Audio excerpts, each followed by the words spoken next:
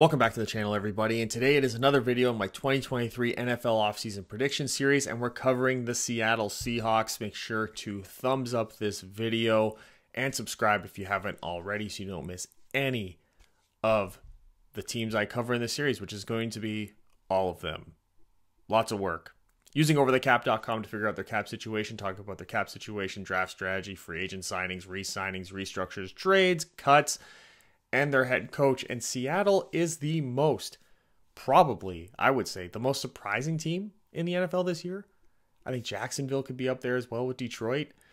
But did anyone expect Geno Smith to play the way he played? I think people might have been able to expect Jared Goff to have been pretty good. I think people definitely could have expected Trevor Lawrence to be very good. But Geno Smith? Really? Every single person in the offseason was like, they're going with Geno Smith. For sure they're getting Baker Mayfield. For sure they're going to get Jimmy Garoppolo. Nope, Geno Smith. And he played fantastic. Amazing. Amazing. Slowed down at the end of the year. Got kind of figured out. Maybe the long-term contract is a little bit more off the table than it was before, but he's going to break the bank this offseason for sure. Seattle has got the cap room to make him stick around. And he really seems to fit into that system that they're running over there. And if anything, you could perhaps sign him to a one-year deal and then get a rookie that may not be ready to play right away, Anthony Richardson, or a rookie that might be injured. You get him on early day 3, Hendon Hooker. There's a lot of options there for them, but they've built a really strong foundation for this team. Going back to those Legion of Boom days on the defense, they got a solid inside linebacker in Jordan Brooks.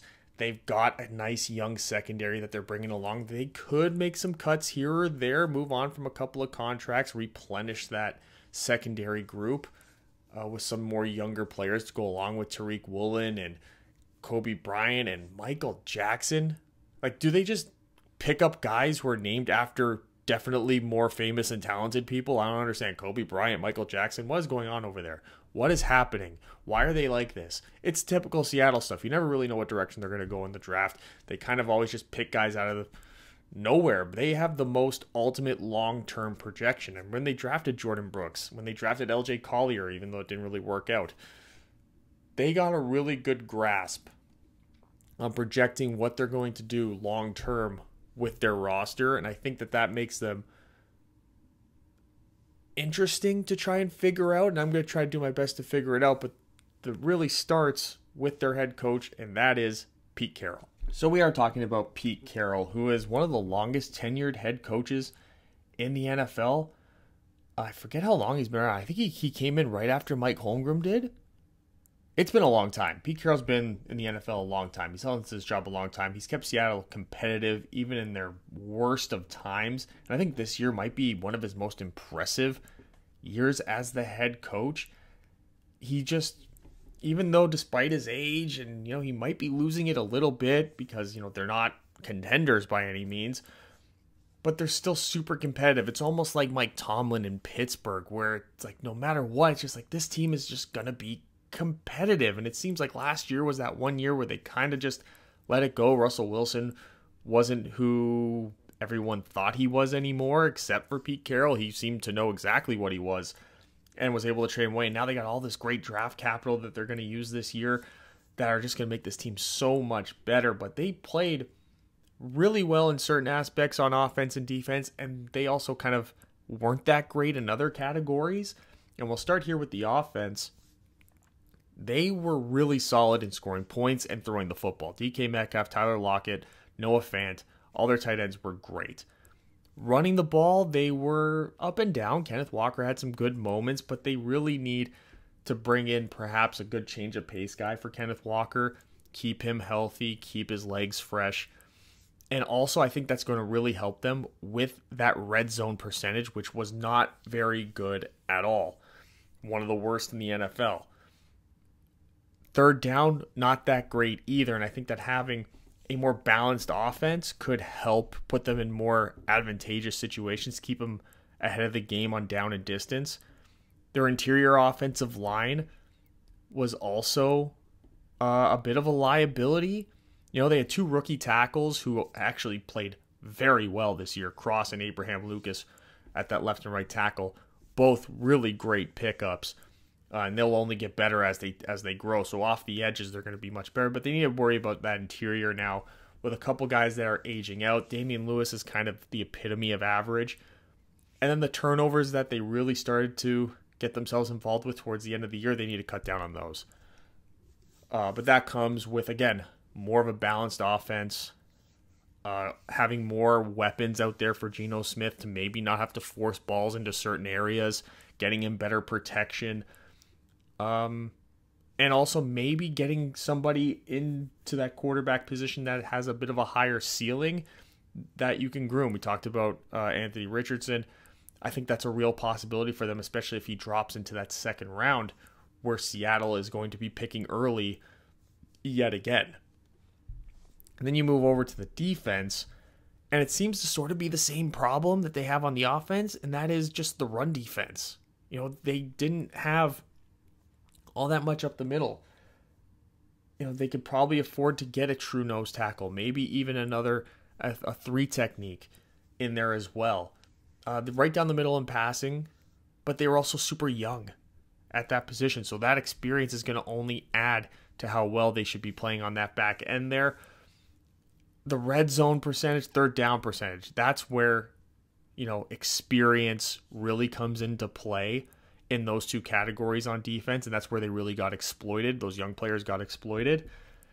But you assume with more experience, more coaching, more film study, that those will improve almost on their own, especially because they have a lot of the same guys that are going to be coming back on the defensive side of the ball, especially in those key positions like the edge rushers and the defensive backs, which they can also improve on with some high-end talents with great traits and high ceilings in the draft with some of those early draft picks.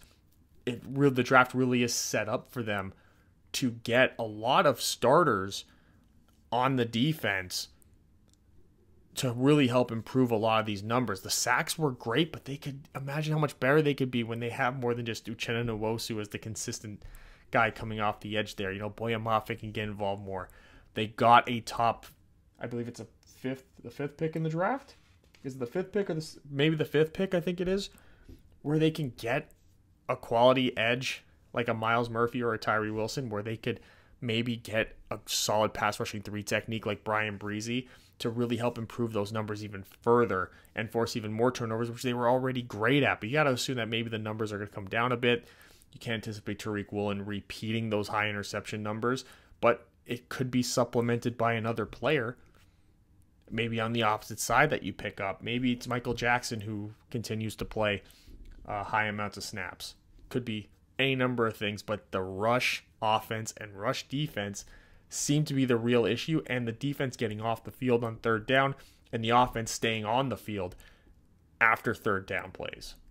But they have a tremendous amount of cap room, but they do have some big contracts they're of course going to have to bring in, so there's not nearly as much flexibility as you would think that there is without them having to make some pretty serious cuts, which I don't have them doing.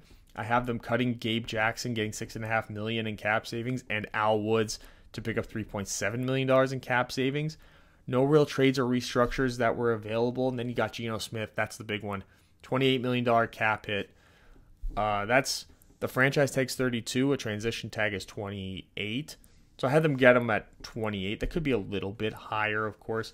Poona Ford on $6 million. You need to keep him in there. Shelby Harris is somebody who could be a cut candidate depending on what you do in the draft to free up some money. You might want to spend that money elsewhere. And cornerback Michael Jackson, who got a lot of snaps, played pretty well. He's an exclusive restricted free agent, so you can just tag him for another year and see what you get out of him and then worry about signing him to maybe some more money down the line if he continues to play well and really improve. But that's a huge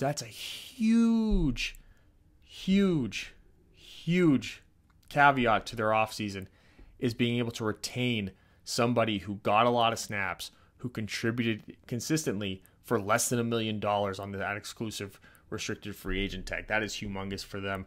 And you hope that Geno Smith, you can get him for $28 to $32 million, but I think you can tag on $4 million more dollars, and you're not going to be hurting nearly as much because you do have the cap room, and I have them freeing up an extra $10 million there just to give them a little bit more of flexibility in that sense.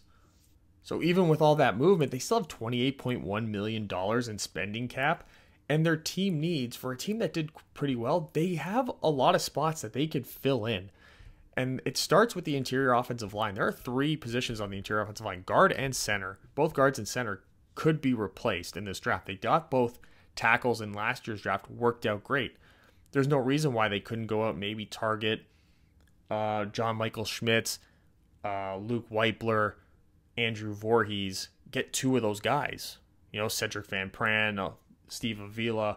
You can get 2 of those guys and you fill in the interior offensive line there. And it's draft capital, day 2 draft capital. That's actually potentially going to really work out for them going forward. Or maybe Peter Skoronski drops to where they're picking with that second pick in the first round, and you can draft him with the intention of him being a guard. There's a lot of flexibility there. Then there's the interior defensive line and the edge, where that's going to be decided, I would assume, with the number 5 pick. Whoever the highest is on your board, whether it's Breezy, whether it's Miles Murphy, whether it's Tyree Wilson, by some fluke of nature, Jalen Carter or Will Anderson is there, then that's the obvious pick. But a team would have to trade up to make sure that 3 quarterbacks get taken in the top 4, which I'm not so sure how likely that is. I guess Carolina or the Raiders would have to be trading up with Chicago or with the Arizona Cardinals to make that happen. So there is an outside shot of that. But I wouldn't say that it's all that likely, because I do assume that the Colts are going to be the ones trading up to number 1 just to ensure that they get the guy that they want. So it's going to leave maybe Seattle and Detroit as trade targets, which I wouldn't be opposed to either, but they do have these needs there. And then there's linebacker. You got guys, there's enough linebackers in this draft as well. You might be able to sneak one in day 3 to pair up with Jordan Brooks. And then defensive back depth. Getting another corner and getting another safety, I think, is imperative to them as well, because they do have big contracts in Quandre Diggs and Jamal Adams. You really probably want to get out of that Jamal Adams contract as soon as you can. So you want to have a safety in there. Brian Branch is a name that keeps coming up with a number of people. I've considered him being the pick for Seattle as well, with that second first-round pick. I think that there's a real possibility for that, because Seattle is a team that does look so far towards the long term, that I think that that's something that they can do, that they'd be more likely, I think, to fill out all these needs more in the draft than in free agency. I think in free agency they want to get more experienced players in to be like depth guys on their roster, rather than guys where they already have young players that they're developing to be starters, more so than they would do that in the draft. And that's why you see this. Kenyon Drake is the first free agency target there. I think pairing him up with Kenneth Walker could be a very, very good 1-2 punch there. You still have those lower end guys like a DJ Dallas, but you are going to lose Rashad Penny, and you should let him go. Kenneth Walker is the number 1 running back for the team. That's why you drafted him last year in the second round. And then you can supplement Kenyon Drake, $3 million cap hit. He's not going to be overly expensive. He's been a bit of a journeyman the last couple of years. So he will come at a much cheaper price, and he hasn't had a lot of tread on the tires the last couple of years either. So he could be a great guy to come in, touch the ball 7-8 times a game, maybe 10 times a game, and then really help keep Kenneth Walker fresh for longer periods of time down the stretch. And then I like Tavier Thomas, who had a real breakout year last year for the Houston Texans. And I think he can come in, be a really good depth piece on the defense, somebody that can play on the outside in the slot if you need him to. Just a versatile body to have in the secondary. It could be a short-term contract that you can front load his deal on top of that, because you do have the cap space. You can maybe overpay him in the first year and then slowly trail it off towards the end. I think that that's a real possibility, because then if it doesn't work out, then you can cut him, probably no problem, and you're obviously going to still be drafting guys in the secondary. Or you could unlock something in him like you did with all these other guys. You know, if anyone can grab guys who have had that one really great year, that one breakout year, and stretch it out, clearly it's this kind of coaching staff with Pete Carroll. There's only so many other ones. Talked about Mike Tomlin in Pittsburgh. That might be the only 2 that I would really trust to grab a guy like Tavierre Thomas and give him back to that level that he showed that one time and make him more than just a flash in the pan 1 year wonder. So even with all that, there's still $21 million in cap space. Now they do have 2 first-round picks, 2 second-round picks, so their draft class is going to be more expensive than most, but this still leaves them with enough flexibility so that after the draft they can take a look at the free agency market and fill out the roster spots that they feel need filling out, especially if they're drafting guys that maybe they think are high ceiling guys but not necessarily ready to get full-time reps. They can get a veteran at that position for the early on in the season through training camp to sort of help bring that guy along. So they're in a great position. They're in a really great position, especially if they're signing Geno Smith to maybe a 2-year deal. That's opening them up so that they're going to have a lot of cap space again a couple years down the line to be able to make big moves, especially if they have a rookie quarterback in place. So we touched upon their draft strategy a bit throughout this, but now it's going to get right down to exactly what I would do. And with that first pick, I'm looking at Myles Murphy, Tyree Wilson, Brian Breezy. I don't think you can go wrong with either of these 3. I do think that you could possibly afford to trade back a little bit with a team like the Raiders or a team like the Carolina Panthers if you're targeting maybe Brian Breezy over the other 2, or you're very comfortable with Breezy over the other 2. Because I think that Myles Murphy and Tyree Wilson will find themselves, one of them will be in Atlanta and one of them might be in Detroit if you trade out of that number 5 spot, which could leave you with Breezy there at number 9 if that's where you're trading back to. Or if you trade back to 7 with the Raiders, who are, just one of those bidding wars with the Raiders and the Panthers to figure out who's going to get that 3rd quarterback, then you do open yourself up where you're going to have the option between getting 1 of 2 of these guys are going to be available, you would assuming Detroit takes one of them. Then you get to the 2nd first-round pick, and that's where it becomes Peter Skoronski, Osiris Torrance. If you're looking to fill out that interior offensive line, I would take them probably in that order if they're both available. And then there's Trenton Simpson, the real outside shot there. Put him in as linebacker 2. This defense loves running 2 linebackers. And you want to get somebody in there really solidified, because this defense was really at their best when it was the Bobby Wagner, KJ Wright combination. And then when you moved on to Bobby Wagner and Jordan Brooks, last year that also kind of kept it going a bit. It looked really good, but Wagner was sort of on his way out. But now you got Jordan Brooks, who's really solidifying himself as a great inside linebacker. Getting him a partner like Trenton Simpson could also be in the cards for them with that pick. Trenton Simpson is really the only linebacker in the draft that's really first round. I don't want to say deserving, but the way the draft is sort of turning out, he might be the only linebacker going in the first 40-something picks. So maybe to get the top linebacker in the draft and then being able to focus on other positions while other teams start to then pick out the linebackers on day 2 could open you up to maybe steal a couple of guys who might start falling down the board. And then that's where it comes after, the first round, which is best player available. They're really in a unique position where, because they overperform so much, they're still in a position to grab just the best players on the board and immediately get contributors with starter level reps. You could get a wide receiver 3, to pair up with Lockett and Metcalf. Lockett is not getting any younger. He avoids taking a lot of hits, which helps with his longevity, but you could still use a 3rd wide receiver in there. Every NFL offense that works best has 3 wide receivers. You could look into getting multiple interior offensive linemen or multiple interior defensive linemen. You could look at getting an edge rusher if you don't take one in the first round, and it'll still be somebody that can contribute at a high level, especially because you have Uchenna Nwosu, who's sort of like a hybrid linebacker edge rusher whose contract could be up whenever you want it to be at this point. You could cut him and free up a lot of space, even if you want to keep him as a 3rd guy and get a rotation going and slowly introduce the younger players like Mafe and whoever you would draft on day 2 into those positions. You can get one of the top corners and he will contribute. You can get one of the top safeties and they will contribute very early and often. So there's going to be a lot of space for them to be very methodical with their draft strategy and being able to pick up guys who are going to be instant contributors and make their team even better than what they were this year and keep them on the track that they're on, which is, a little bit of overachieving, but a fringe playoff team and a team that none of the good teams really want to play, because you never quite know if you're going to get the world beater Seattle Seahawks, if you're going to catch them on an off day. So it's sort of a team that is going to perhaps intimidate some of the better teams, especially the ones in your division, and keep you strong in that division.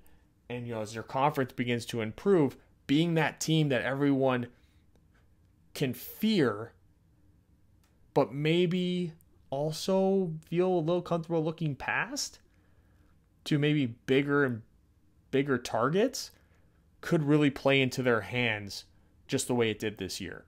And there it is, my offseason predictions for the Seattle Seahawks. Make sure to thumbs up this video and subscribe if you haven't yet done so. Leave your comments in the comment section.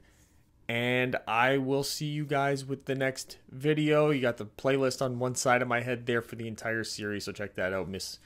Watch the ones that you missed. And I will see you guys next time.